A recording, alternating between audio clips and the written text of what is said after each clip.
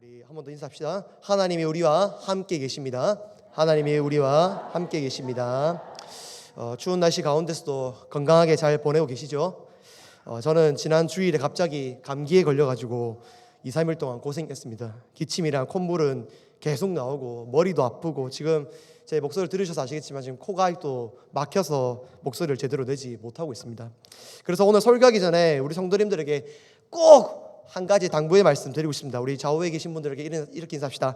절대로 감기 걸리지 맙시다. 시작. 절대로 감기 걸리지 맙시다. 이거는 제 11월 간증입니다. 절대 걸리지 마십시오. 올해 감기 너무 독해서 지금 들어보니까 병원도 가면 대기 40명 50명은 기본이라고 합니다. 병원 가도 안 됩니다. 그래서 절대 안 걸리는 게 제일 우선책이니까 걸리지 마시고 건강하게 이번 달 보내시길 바랍니다. 아무튼 올해 마지막까지 우리 하늘생교회 모든 성도님들의 영육이 강건해지시길 주님의 이름으로 축복합니다. 정말 오랜만에 오예배 선거 같습니다. 오랜만에 서다 보니 제가 이전에 무슨 설교했는지 기억 안 나시죠? 기억 못 하셨습니다. 제가 다 준비했습니다. 제가 지금까지 저와 어떤 주제를 가지고 설교했는지 우리 한 번 더 쭉 한번 봤으면 좋겠습니다. 저는 계속해서 성경이 나오는 하나님의 이름을 가지고 설교를 하고 있습니다.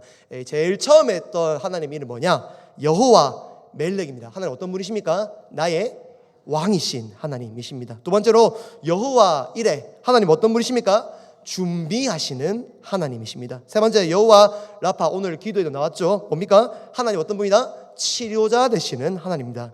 여호와 니시, 뭡니까? 하나님 뭘 주시는 분? 승리를 주시는 하나님이십니다. 제 이름 나옵니다. 여호와 샬롬, 뭘 주신다? 평강, 그냥 평강이 아니라 참 평강을 주시는 분, 여호와 샬롬입니다. 그리고 좀 낯선 이름이죠. 여섯 번째로 여호와 체바우트, 하나님은 어떤 분이다? 만군의 여호와시다. 이게 바로 여호와 체바우트라는 뜻입니다. 마지막 우리 최근에 했던 이름 여호와 로히, 여호와는 나다 무엇이다? 나의 목자이시다. 이렇게 해서 총 7가지의 하나님의 이름을 우리 배웠습니다. 생각보다 이렇게 보니까 많이 한 것 같지 않습니까? 지금까지 했던 이름만 여러분들 잘 기억하셔도 성경 안에서 하나님이 어떤 분인지 우리가 좀 더 잘 묵상할 수 있을 것 같습니다. 오늘은 8번째 이름을 소개하려고 합니다. 하나님의 이름 한번 따라합시다. 여호와 삼마. 한번 따라합시다. 여호와 삼마. 자, 여호와 삼마라는 뜻은 하나님이 그곳에 혹은 거기에 계시다라는 뜻을 가지고 있습니다. 그냥 보면 단순한 이름의 뜻인 것 같아 보이는데, 여기서 삼마라는 뜻은 어떤 특정한 장소를 가리킬 때 쓰는 것이 바로 이 삼마라는 단어입니다. 즉 하나님이 여기도 계시고 저기도 계시고, 물론 여기저기 다 계시죠. 그런데 아무데나 계신다는 것을 말씀드리는 것이 아니라, 이 여호와 삼마는 정수를 특정한 딱 정해서 하나님은 저기에 계신다, 여호와 삼마 거기에 계신다, 지금 이렇게 가리키는 것이 바로 여호와 삼마의 정확한 뜻입니다. 그렇다면 오늘 말씀은 이 여호와 삼마의 하나님이 어디에 계신다라고 말씀하고 있습니까? 오늘 말씀은 에스겔의 마지막 말씀입니다. 선지자 에스겔은 남유다 왕국 말년에 활동한 선지자인데, 특별히 예루살렘이 아니라 바벨론에서 사역을 한 사람입니다. 이때 에스겔은 정말 힘들게 사역했습니다. 물론 구약에 나온 선지자들이 쉽게 사역한 선지자들은 아무도 없었습니다. 박해도 있었고 핍박도 있었고 방해도 많았습니다. 근데 특별히 에스겔은 그 중에서도 진짜 고생을 정말 많이 한 선지자 중 한 명입니다.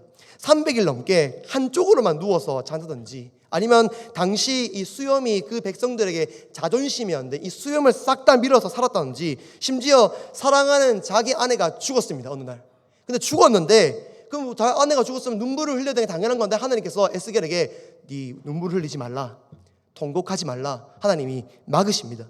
사랑하는 아내의 죽음을 보고도 울지 못했던 그 힘들었던 사람이 바로 에스겔 선지자였습니다. 아마도 에스겔 주변에 있는 사람들이 그랬을 수 있습니다. 야, 에스겔아, 니 왜 이리 힘들게 사냐? 그렇게 고생할 필요가 있느냐? 이렇게 막 다그치고 만류했을 겁니다. 그런데 이렇게 에스겔이 힘들고 열심히 사역했는데 백성들의 반응, 그 말씀을 듣는 백성들의 반응은 어땠을까요? 전혀 듣지 않았습니다. 하나님이 심판이 임할 것이다, 너희들 우상 숭배 계속 하다 보면은 하나님이 예루살렘 성을 무너뜨리고 너희들 계속해서 포로 생활하게 될 것이다. 에스겔이 그렇게 피를 토하고 힘든 날 없는 날 하면서 다 했는데 백성들은 그 말을 귀뜸으로 듣지 않았습니다. 왜 백성들이 이 말씀을 듣지 않았을까요? 바로 하나님은 예루살렘 성전에 계신다고 확신했기 때문이다. 다시 말해서 여호와 하나님이 예루살렘 성전에 계신다는 것은 곧 우리 편이란 겁니다. 하나님이 내 편이고 하나님이 우리 성전에 있는데 우리 이스라엘이 망한다고? 우리 남유다가 망한다고? 절대 그렇지 않다. 하나님이 언젠가 일어나셔서 저 바벨론들도 물러뜨리시고 우리 포로로 잡혀있는 우리들도 곧 예루살렘으로 돌아가게 할 것이다 라고 확신했던 사람들이 에스겔 시대에 포로된 백성이었습니다. 근데 우리가 잘 아는 것처럼 결과는 어떻습니까?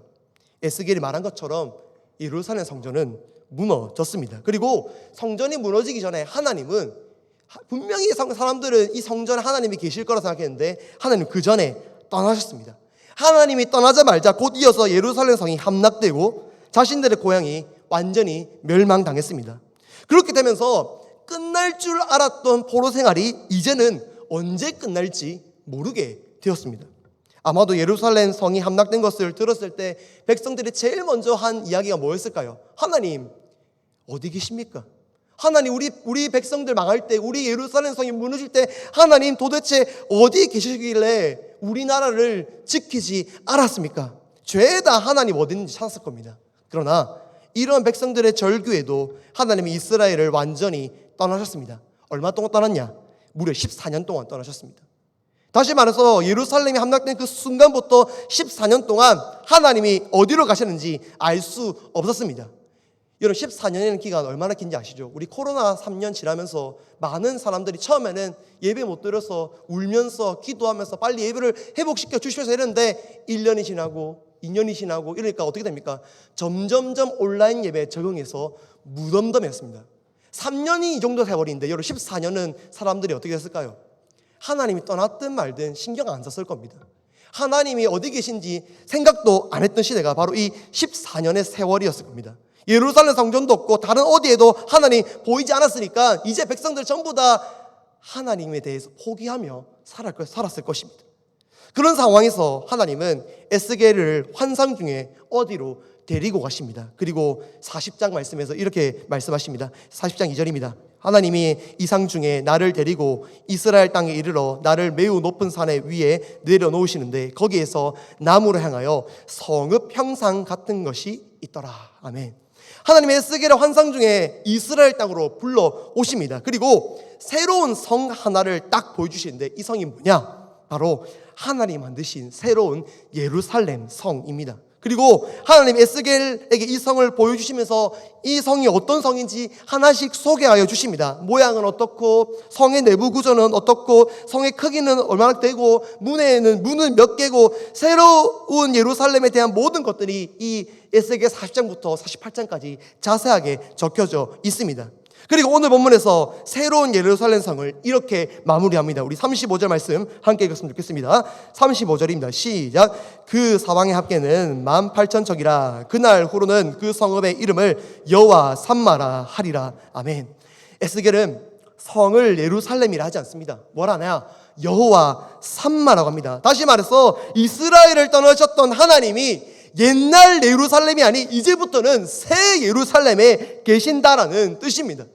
사람들은 전부 다 하나님이 예루살렘을 떠나시고 더 이상 우리에게 돌아오지 않을 거라고 생각을 했는데 알고 보니 정작 하나님은 이전의 예루살렘보다 더 영광스러운 새 예루살렘에 임재해 계셨습니다.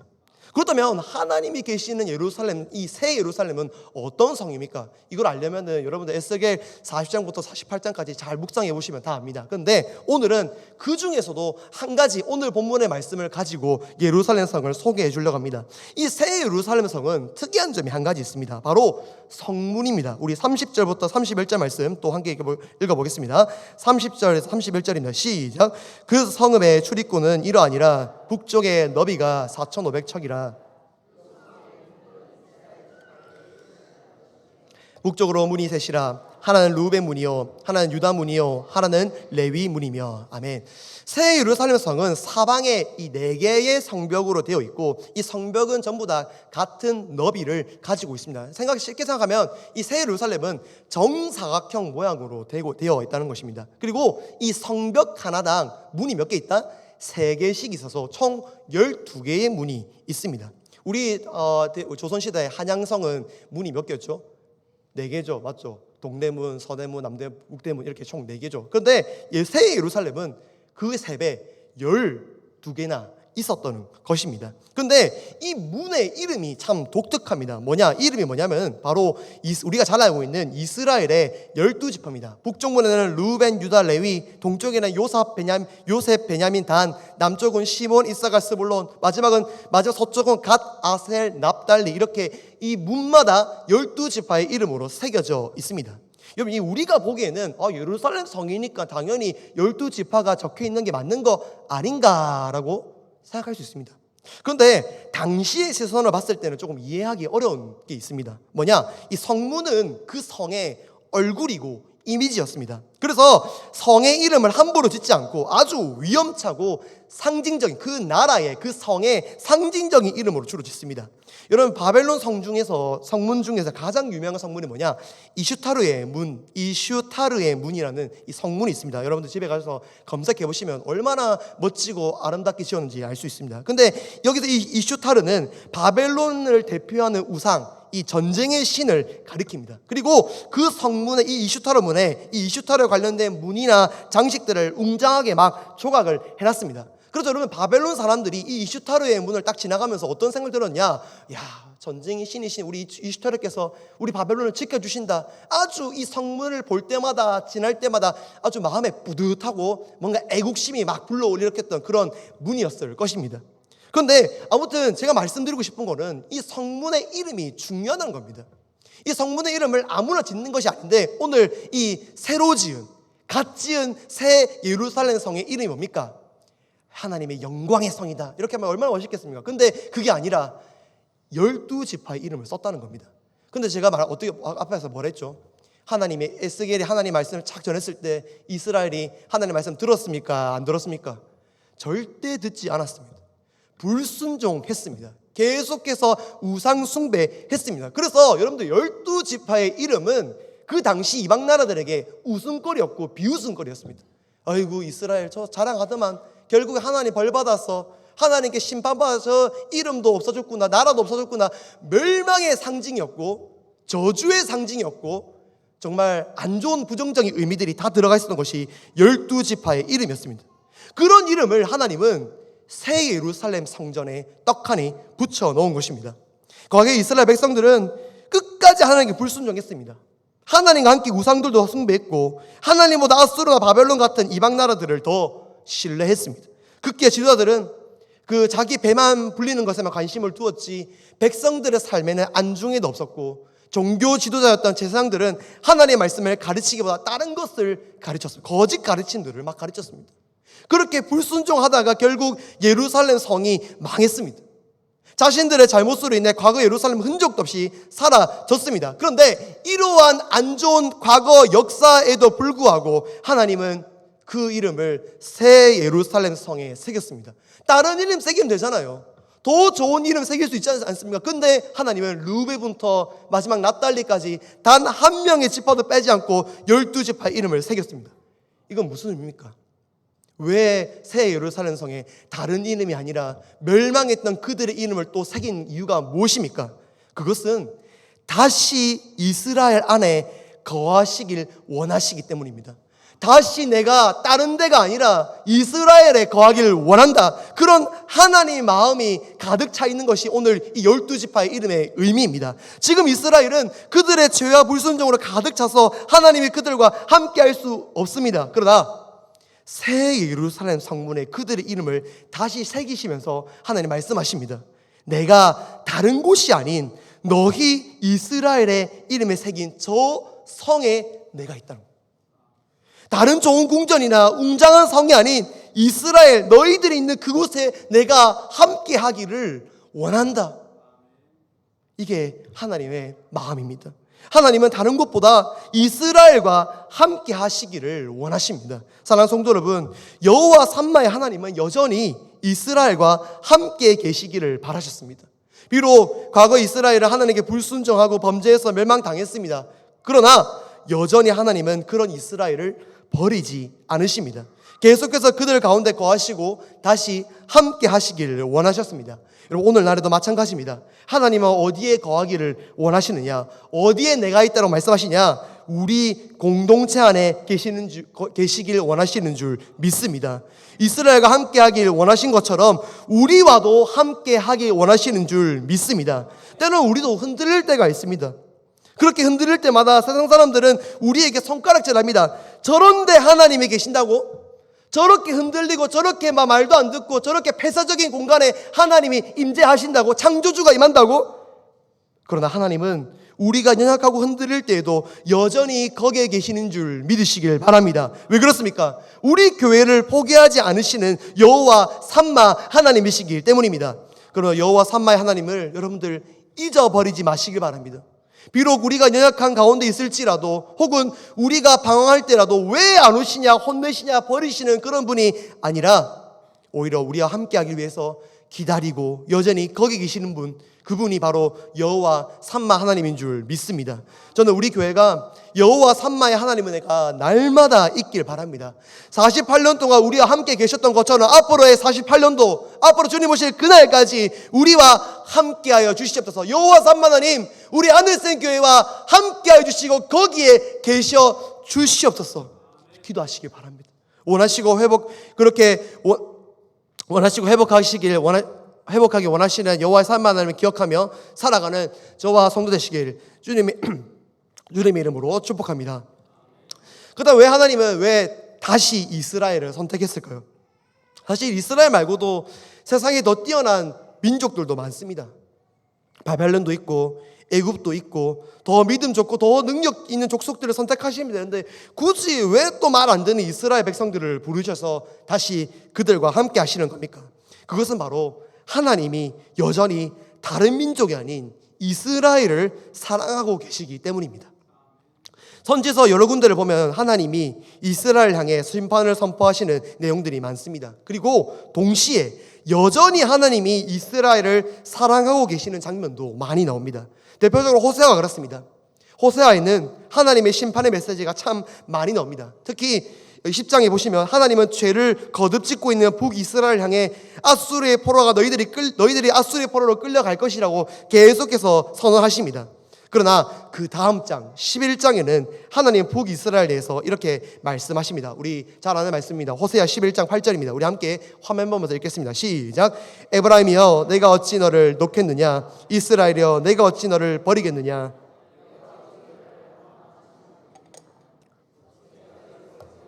두겠느냐. 내 마음이 내 속에서 돌이켜 나의 긍휼이 온전히 불붙듯 하도다. 아멘. 방금 읽은 호세아 말씀에서 우리가 주목해야 할 부분은 뭐냐? 나입니다. 이 구절에서만 하나님은 계속 내가, 나는 하면서 7번이나 자기 자신을 가리키고 계십니다. 이 무슨 뜻입니까? 전혀 하나님의 말씀을 듣지 않고 있는 이 북이스라엘에게 내 마음 좀 알아달라라는 말씀입니다. 나는 너희를 용서하고 싶은데, 나는 너희를 계속해서 사랑하고 있는데 왜 너희들은 나에 대해 죄를 짓고 있느냐? 얘들아, 나 좀 봐라. 제발 너희를 사랑하고 있는 나에게 와라 하면서 하나님 북이스라엘에서 계속해서 끊임없는 사랑을 보여주고 있는 것이 이 호세아 11장 8절 말씀입니다.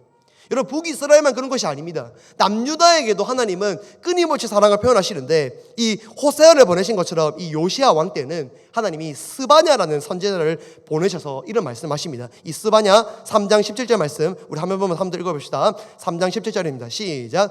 너의 하나님 여호와가 너의 가운데 계시니 그는 구원을 베푸실 전능자이시라. 너를 잠잠히 사랑하시며 너로 말미암아 즐거이 부르며 기뻐하시리라. 아멘. 지금 이 말씀만 보면은 참 남유다 백성들을 향해서 하나님이 사랑이 참 느껴집니다. 근데 이 말씀이 언제 주어졌냐? 남유다 잘 나갈 때 주어진 것이 아니라 남유다가 지금 하나님의 심판을 앞두고 있을 때, 여호와의 날을 앞두고 있을 때 주신 말씀이 바로 이 3장 17절 말씀입니다. 그리고 그냥 사랑한다 말씀하신 것이 아니라 그들을 나의 기쁨, 나의 사랑, 나의 즐거움으로 하나님은 여기고 계십니다. 이것을 통해 얼마나 하나님이 남유다를 사랑하고 있는지도 알 수 있습니다. 여러분들, 호세아나 스바냐 이 두 말씀에서는 전부 다 북이스라엘이 남유다든 모든 이 두 나라가 전부 다 하나님 보시기에 죄악된 나라들입니다. 그럼에도 불구하고 하나님 어떻게 하십니까? 너희들 사랑한다. 너희들 사랑한다. 내가 너희를 아끼고 있다. 계속해서 말씀하고 계십니다. 저는 이 두 말씀 보면서 느낀 것이 뭐냐? 한 가지가 있습니다. 바로 인간의 죄보다 하나님의 사랑이 훨씬 더 강하다는 것입니다. 다시 한번 읽겠습니다. 인간의 죄보다 하나님의 사랑이 훨씬 더 강하다는 것입니다. 성경에서 이스라엘이 지은 죄들을 보면 너무나 많아서 셀 수가 없습니다. 그런데 그렇게 셀 수 없는 죄들이 어떻게 해결되는지 아십니까? 바로 하나님의 크신 사랑으로 해결됩니다. 다른 것으로 해결되지 않습니다. 이들이 짐승을 많이 바쳐서, 재물을 많이 바쳐서 용서받은 것이 아닙니다. 오직 하나님이 베푸신 사랑으로 말미암아 그들이 용서받았습니다. 그렇다면 이스라엘이 새 예루살렘 백성 될 수 있는 이유는 그럼 무엇이란 말입니까? 바로 변함없는 하나님의 사랑으로 선택받았기 때문입니다. 그들이 무언가를 자랑할 게 있어서 사랑받은 게 아니라 하나님이 무조건적으로 그 이스라엘을 사랑하셨기 때문에 그들이 새 예루살렘에 이름이 새겨질 수 있었던 것입니다. 사랑하는 성도 여러분, 오늘 말씀에서 이스라엘이 새 예루살렘에 들어갈 수 있었던 이유는 하나뿐입니다. 바로 이스라엘을 향한 하나님의 크신 사랑이었습니다. 아무리 성경을 봐도 이스라엘이 하나님 앞에서 자랑할 수 있는 것은 없었습니다. 오히려 그들의 행실만 보면 절대로 새 예루살렘에 들어갈 수 없습니다. 하나님의 사랑으로 선택받았고 하나님의 사랑으로 용서받았습니다. 마찬가지로 하나님께서 우리 교회와 함께 하시는 이유는 하나밖에 없습니다. 바로 하나님이 우리 교회를 사랑하고 계시기 때문입니다. 하늘샘에 어떠함을 보고 사랑하시는 것이 아닙니다. 사람이 많아 사랑하신 것도 아니고 재정이 많아 사랑하신 것도 아니고 여러 사역을 감당해서 사랑하시는 것도 아닙니다. 그냥 하늘샘 교회 그 자체를 하나님은 사랑하고 계시는 것입니다. 그렇다면 우리는 그 하나님의 사랑을 어떻게 확인할 수 있습니까? 매일 아침에 일어나서 하나님의 사랑을 경험하고 우리 하늘샘 교회를 하나님이 사랑하고 있다는 것을 매일같이 어떻게 확인할 수 있습니까? 로마서 5장 8절은 이렇게 말합니다. 우리 한번 보면서 읽어봅시다. 5장 8절입니다. 시작.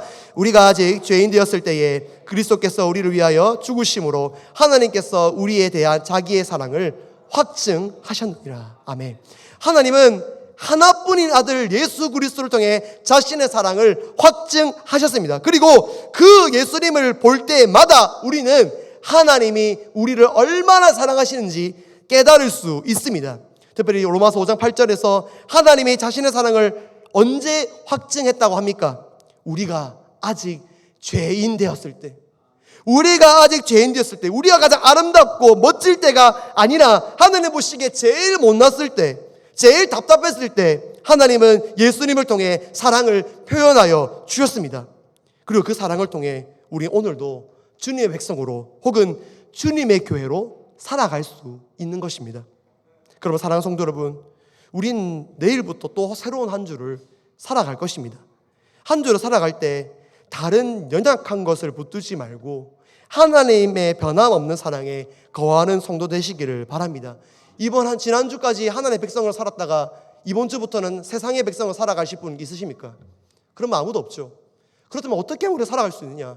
주님의 사랑 안에 거할 때 우리가 흔들리지 않고 주님의 백성 살아갈 수 있는 줄 믿습니다. 날마다 예수 그리스도 안에 거하시기 바랍니다. 날마다 예수를 부르짖기 바랍니다. 날마다 십자가를 묵상하길 바랍니다. 오늘 담임 목사 말씀처럼 말씀을 읽을 때마다 예수님은 나의 주님이십니다. 예수님은 나의 구원자십니다. 묵상하며 주님을 고백하고 주님을 묵상할 때마다 우리 하나님의 사랑을 발견하게 될 줄 믿습니다. 하나님의 사랑을 통해 구원받은 자임을 기억하며 살아가는 저와 성도 되시길 주님의 이름으로 축복합니다. 말씀 맺도록 하겠습니다. 여호와의 산마의 뜻은 뭐라고 했습니까? 하나님이 거기에 계신다는 뜻입니다. 그렇다면 하나님이 계신 그곳은 어떤 곳입니까? 바로 이스라엘의 이름이 새겨진 새 예루살렘 성에 계십니다. 사람들은 어떻게 저 멋지고 영광스러운 성에 죄인들 이스라엘의 이름이 새겨질 수 있냐고 하지만 하나님 아랑곳하지 않습니다. 그들의 이름을 정확하게 성문마다 12지파 이름을 적어 놓으십니다. 왜 그렇습니까? 바로 이스라엘 백성들을 포기하지 않으시고 사랑하고 계시기 때문입니다. 사랑하는 성도 여러분, 하나님이 이스라엘 백성들을 포기하지 않고 사랑하시는 것처럼 우리에게도 끝까지 사랑하시고 포기하지 않는 분인 줄 믿으시길 바랍니다. 우리를 향한 변함없는 사랑을 확신하며 이번 한 주 살아가시길 주님의 이름으로 축복합니다. 마지막으로 오늘 배운 이 여호와의 산마 이름을 따라 읽으면서 마치도록 하겠습니다. 우리 한번 따라하면서 시작. 여호와 삼마. 한 번 더 시작. 여호와 삼마. 네, 우리 같이 기도했으면 좋겠습니다.